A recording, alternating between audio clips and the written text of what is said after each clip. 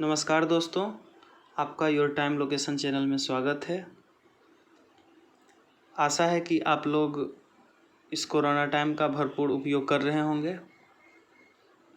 आज का टॉपिक है आपको भारत पर होने वाले विभिन्न विदेशी आक्रमण को समझाना।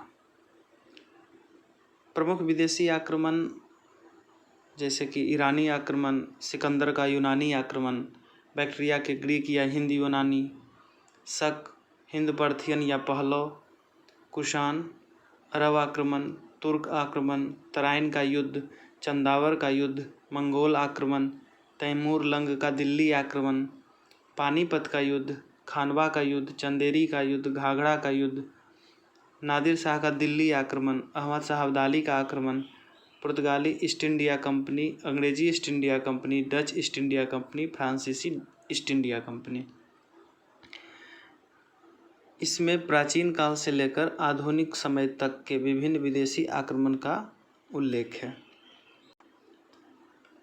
इसका प्रभाव राजनीतिक, सामाजिक, आर्थिक, धार्मिक हर एक पहलू पर व्यापक रूप से पड़ा और इसने कहीं न कहीं भारत के वर्तमान परिस्थितियों को डिसाइड भी किया है।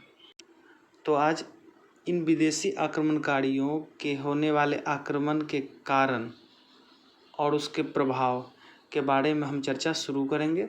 शुरुआत में हम सबसे पहले दो महत्वपूर्ण आक्रमण की चर्चा आज के इस वीडियो में करेंगे, ईरानी आक्रमण और सिकंदर का यूनानी आक्रमण। छात्र समय निकालता है अपनी पढ़ाई के लिए कि कुछ फ्री का टाइम हो, ताकि एक बहुत बड़ा कंसेप्ट, एक बहुत बड़ा मैटर हम अच्छे से समझ सकें। जो 2-3 सालों में आपने समय खोजा होगा या नहीं की होगी किसी कंसेप्ट को समझने के लिए या किसी खास किताब को पूरा पढ़ने के लिए, वह आपको 2020 में एक साथ इकट्ठा मिल गया है। ज़रूरत है इस बात की कि इस समय का पूर्ण सदुपयोग किया जाए। अपने टॉपिक पर वापस लौटते हैं।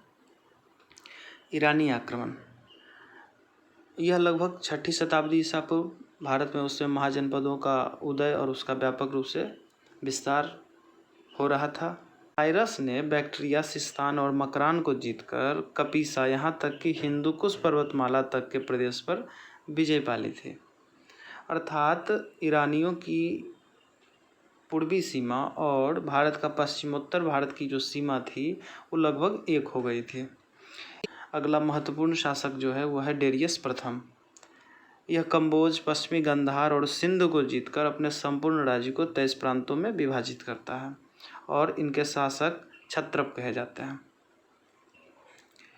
हालांकि 4ठी शताब्दी ईसा पूर्व में ये सारे प्रदेश ईरानियों से स्वतंत्र हो गए। भारत का पश्चिमोत्तर राजनीतिक अस्थिरता का शिकार था। इन विपरीत परिस्थितियों ने ईरानियों को एक सुनहरा मौका दिया कि भारत पर आक्रमण किया जा सकता है और उसी स्थिति का फ़ायदा साइरस ने और आगे चलकर डेरियस प्रथम ने उठाया। खैर, इस ईरानी आक्रमण का भारत पर क्या प्रभाव पड़ा इसको हम देखते हैं। पहला कि भारत का पश्चिमी संसार से संपर्क मजबूत हुआ, विदेशी व्यापार को प्रोत्साहन मिला, समुद्री मार्ग से सामान जो है वो मिस्र और यूनान तक पहुंचने लगा। ईरानी लोगों की आर्मेयिक लिपि का भारत के ईरानी क्षेत्रों में प्रचार, इसी कारण बाद में इन प्रदेशों में खरोष्ठी लिपि का भी विकास हुआ। खरोष्ठी जो कि दाईं से बाईं ओर लिखी जाती है। इसके अलावा ईरानी द्वारा अपने साम्राज्य को प्रांतों में विभाजित कर छत्र जो उत्तर पश्चिमी भारत, मौर्य काल, प्राचीन भारत के उज्जैनी और मथुरा के क्षत्रप शासन प्रणाली में देखा जा सकता है। भारत पर दूसरा महत्वपूर्ण आक्रमण था सिकंदर का यूनानी आक्रमण। मगध में नंद साम्राज्य, वहीं पश्चिमोत्तर भारत छोटे छोटे राज्यों में विभक्त थी। इसमें द्वेष, आपस में संघर्ष, इन सब कारणों ने सिकंदर को भारत पर आक्रमण करने के लिए उचित अवसर दे दिया था। शशिगुप्त और आम्भी जैसे देशद्रोही पुष्करावर्ती के संजय की मित्रता के कारण सिकंदर की राह थोड़ी और आसान हो गई थी। लेकिन कपिसा और तक्षशिला के बीच के स्वतंत्रता प्रिय लड़ाकू जाति और झेलम और चिनाब नदियों के बीच पुरु ने सिकंदर को कड़ा टक्कर दिया। ब्यास के पश्चिमी तट पर पहुंचने के बाद सिकंदर की सेना ने आगे बढ़ने से मना कर दिया। यवन सैनिकों का उत्साह धीरे धीरे कमजोर पड़ता जा रहा था और नंद साम्राज्य की शक्ति के कारण भी सैनिक आगे बढ़ना नहीं चाहते थे। सिकंदर अपने सैनिकों के हक में वापस लौटने को मजबूर हुआ। सिकंदर भी इस बात से वाकिफ हो चुका था कि भारत में अभी वीरों की कमी नहीं है, क्योंकि मगध उस समय बहुत ही शक्तिशाली राज्य। इन सभी स्थितियों को सोचकर सिकंदर ने वापस लौटने का फैसला लिया। वापस सिकंदर झेलम पहुंचता है और झेलम का भाग पुरुराज, झेलम से सिंध का भाग गांधार राज आम्भी और सिंध के पश्चिम के भारतीय प्रदेश सेनापति फिलिप्स को सौंपकर फिर से वह वापस लौटता है। सिंधु नदी के मुहाने पर पहुंचकर उसने अपनी सेना को 2 भागों में बांटा, परंतु रास्ते में ही बेबीलोन में सिकंदर की मृत्यु हो जाती है। हालांकि भारत में लगभग 19 महीने तक ही सिकंदर रहता है। पश्चिमी और उत्तर पश्चिमी भारत के छोटे छोटे राज्यों की सत्ता समाप्त हो गई। सबसे पहला और महत्वपूर्ण प्रभाव यही, उस समय तत्कालिक प्रभाव जो पड़ा वो यही था।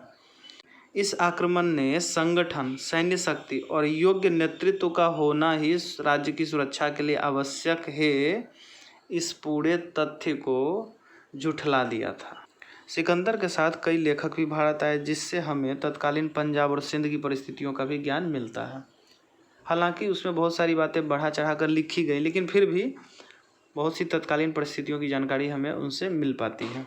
तो दोस्तों, आज हमने भारत पर होने वाले ईरानी आक्रमण और यूनानी आक्रमण को समझने की कोशिश की है।